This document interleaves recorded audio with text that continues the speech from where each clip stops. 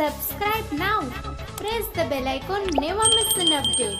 If you like videos, please like and share your friends and family. Good morning all. Mrunmayee Joshi here. In today's English grammar session, let us learn about new figures of speech, euphemism, euphemism, euphemism, and antithesis, antithesis, antithesis.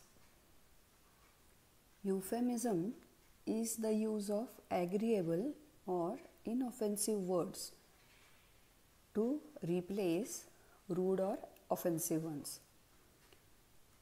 I will repeat. Euphemism is the use of agreeable or inoffensive words to the words that are rude or offensive ones. So it is, in short, use of different words to convey the same meaning or the idea.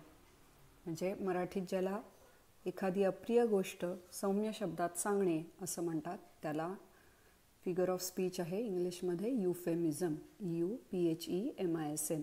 तर आज आपण यूफेमिझम आणि अँटिथेसिस पाहणार आहोत. तर सुरुवातीला आधी यूफेमिझम पाहूया. एक्झाम्पल घेऊया. We use the sentence he has passed away, PASSED, away, he has passed away. In short, this is euphemism for the original sentence which might be he has died. म्हणजे एखादी हार्ड किंवा जरा कठीण गोष्ट जी असते ती सौम्य शब्दात आपण सांगितली. Instead of using the sentence he has died, we use he has passed away. मराठीत त्याला पॅरलल सांगायचं झालं त्या वाक्याला तर तो मेला किंवा तो गेला असं म्हणण्यापेक्षा आपण जेव्हा त्याने राम म्हटले किंवा अशी एखादी टर्म वापरतो थोडक्यात, तेव्हा ती असते euphemism. So the next example is, if I want to say in good words, if I say she is between jobs, listen carefully, she is between jobs, BETWEEN, between jobs. म्हणजे in short she is unemployed. Between jobs म्हणजे काय, दोन जॉब्सच्या मध्ये ती आहे. थोडक्यात काय, ती सध्या बेकार आहे, तिला नोकरी नाही. So she is unemployed. One more example, he is a little thin on top, little thin, THIN, on top. So this is euphemism. So instead of saying he is losing his hair, म्हणजे डोक्यावरचे केस कमी असणं, याला आपण he is losing his hair किंवा कमी होत चाललेत, त्याला आपण काय वापरलं, he is a little thin on top. So this is euphemism. एक शेवटचं एक्झाम्पल बघूयात. This pre loved sofa is for sale. Note the words pre loved, PRE hyphen म्हणजे dash LOVED, pre loved sofa is for sale. In short, this second hand sofa is for sale. Second hand एखादी वस्तू जेव्हा आपण सांगायचं असेल तर we use better words for it. We say it is pre loved sofa for sale. Normally ज्या sites असतात जे सेकंड हँड म्हणजे एकदा वापरलेल्या वस्तू वापरतात, तिथं प्री लव्ड हा शब्द कॉमन असतो. This pre loved sofa is for sale. So these were some of the examples of euphemism.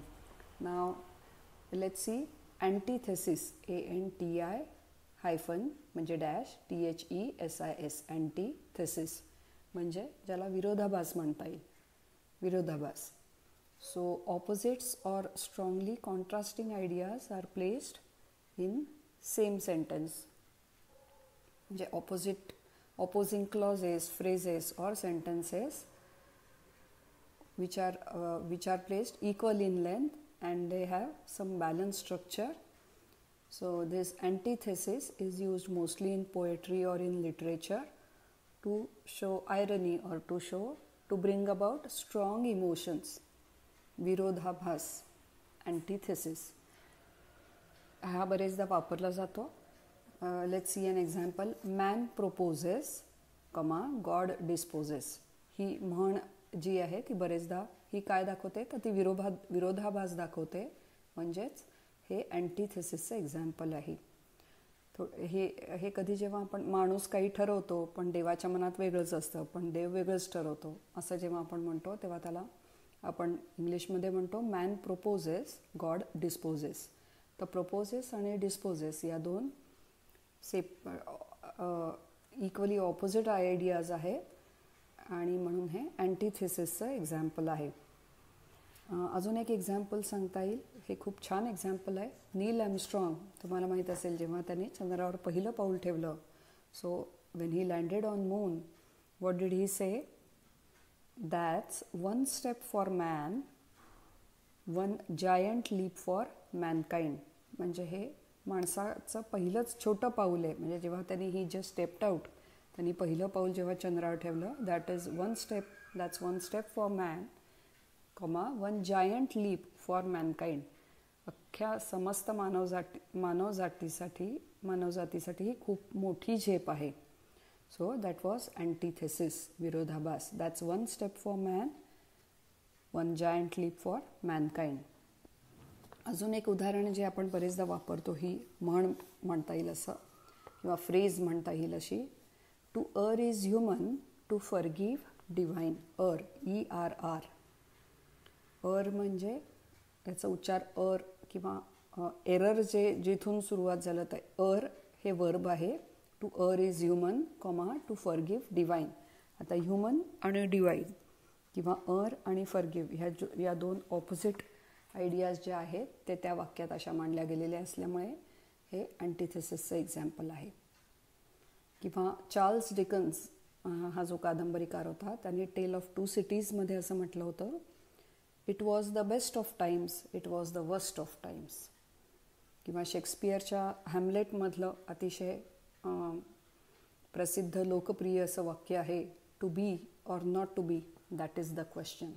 So to be or not to be. So this also is an example of antithesis.